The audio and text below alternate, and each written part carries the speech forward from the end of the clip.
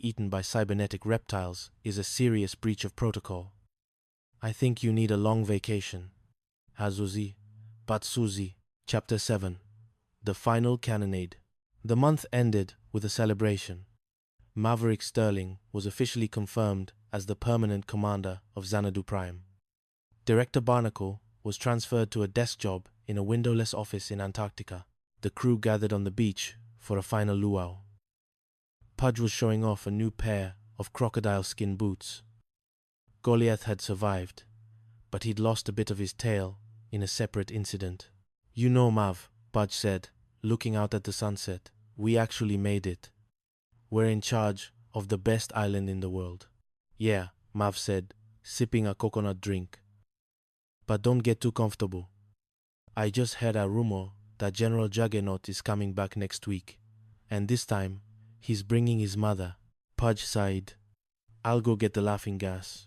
And as the sun dipped below the horizon, the sounds of laughter and steel drums echoed across Xanadu Prime, a paradise of beautiful, hilarious, and absolute chaos. The end? The Chaos Chronicles of Iron Grip Outpost, a novel of nautical nonsense and bureaucratic blunders. Chapter 1. The Antacid Archipelago. Director Barnaby Blood Pressure Bumbleton was a man whose soul was composed primarily of red tape, nervous tics, and a strictly enforced hierarchy of pharmaceutical remedies. As the head of the Solara Archipelago's Iron Grip Outpost, a private security hub for the world's most eccentric billionaires, he felt the weight of the world on his narrow, sloping shoulders. He stood in his office, his face a vibrant shade of magenta that suggested a looming cardiovascular event.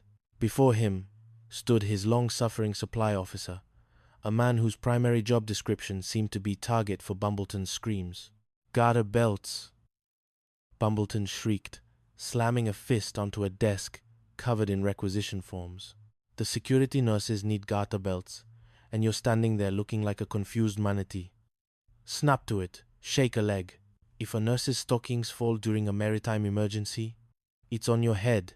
The supply officer opened his mouth to explain the logistics of lace importing during a regional trade war. But Bumbleton was already on to his next catastrophe. A flashing red light on his console indicated an incoming transmission from the conflict, the central governing body of the archipelago's security forces. "Sir," the officer stammered, "I just got a ping from a buddy at HQ. High Commissioner Ironsights Jurgens is arriving today." A sneak inspection. Bumbleton's face went from magenta to a sickly, pale chartreuse. Ironsights Jurgens was a man who performed white-glove inspections on the inside of ship engines, and once court-martialed a seagull for loitering. "No," Bumbleton whispered, clutching his stomach. "The sinks in the petty officer's lounge are backing up like a volcanic eruption. The garter belt shortage is critical, and the misfit marauders are currently running a gambling ring out of the supply shed. Do you realize what a mess this place is in?" The telephone rang. It was a subordinate, complaining about the plumbing. "Hello? Yes, this is Bumbleton. Who did you expect, the Queen of Sheba? I'm the director here, not a plumber. If the sink is backing up, tell it to stop." He slammed the phone down and doubled over. "My stomach acid could melt through the hull of an aircraft carrier. I need a way out. I need a decoy." His eyes drifted to the window where the Sea Viper sat docked. That boat belonged to Captain Silas Sly Sterling and his band of merry outlaws men who treated the security handbook as a book of creative suggestions. "Wait." Bumbleton's eyes gleamed with a predatory light. "If I was sick, genuinely, medically, incapacitatedly ill, I could appoint an acting base commander. And who better to face the wrath of Ironsights Jurgens than Sterling? He'll mess up so spectacularly that Jurgens will have him launched into the sun." "It's brilliant. Call the medics. Tell them I've got tropical brain fever." Chapter 2. The Captain's Coronation. Dinomini Paliliata. Dinomini. Captain Silas Sterling was lounging on the deck of the Sea Viper, tossing peanut butter crackers to a passing pelican when the news reached him. Beside him, Junior Officer Percival Porky Pringle was attempting to clean his sidearm, a process that usually resulted in Porky shooting his own boot. "Director Bumbleton is dying?" Sterling asked. one eyebrow arched in amused skepticism. "He looked terrible, Skipper," Porky squeaked, his oversized hat falling over his eyes. He was clutching his liver and screaming about garter belts. "He wants you to take over the base until the High Commissioner leaves." Sterling grinned. He knew Bumbleton was as sick as a horse, pretending to have a cold to avoid a race. But a chance to run the base? That was an invitation to a carnival. Within an hour, Sterling was behind Bumbleton's desk. Porky stood beside him, newly promoted to acting executive officer. "Porky," Sterling said, leaning back in the director's leather chair. The phone rang immediately. It was the nurse's quarters, inquiring about the aforementioned hosiery support.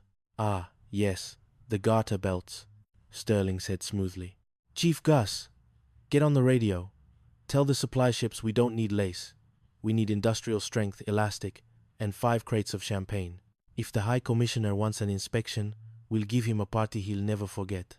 Meanwhile, in the base hospital, Bumbleton lay in bed, feigning a coma while secretly listening to the chaos through a bug he'd planted in the office.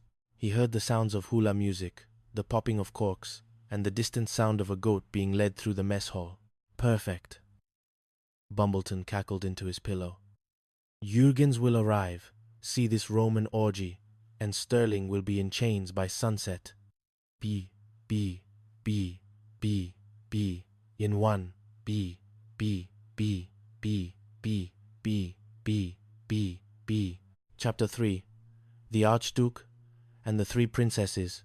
The inspection was interrupted by a far more flamboyant arrival. The Grand Archduke Karim of Maracino, a man whose wealth was matched only by the size of his ego, had been forced to make an emergency landing in the archipelago due to engine failure on his private jet.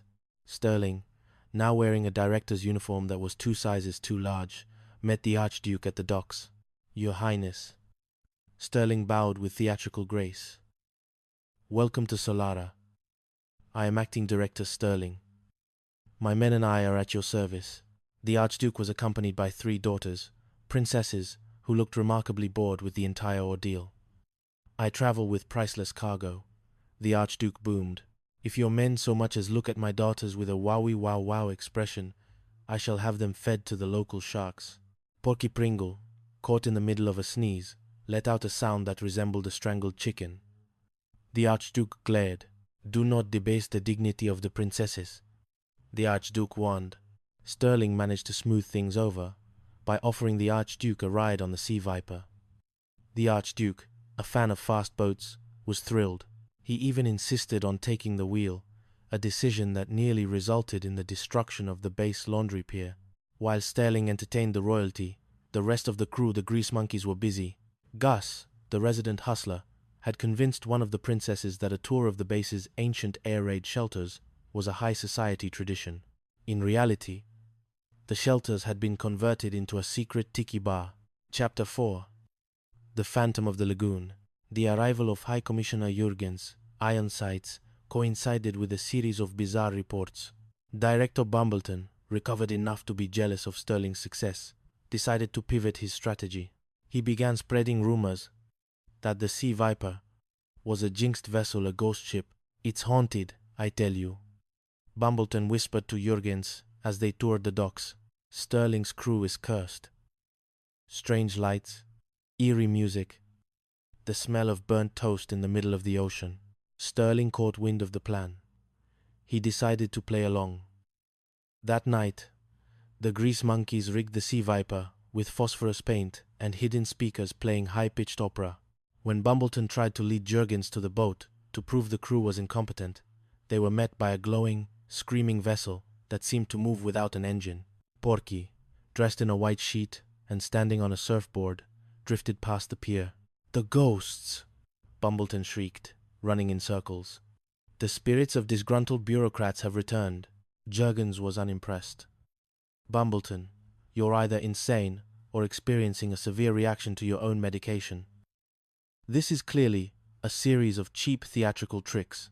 However, he turned to Sterling. "The fact that your crew can coordinate such a complex light show under pressure is commendable. Sterling, I'm considering you for a permanent promotion." Bumbleton's scream was heard as far away as the main island. Chapter 5. Snap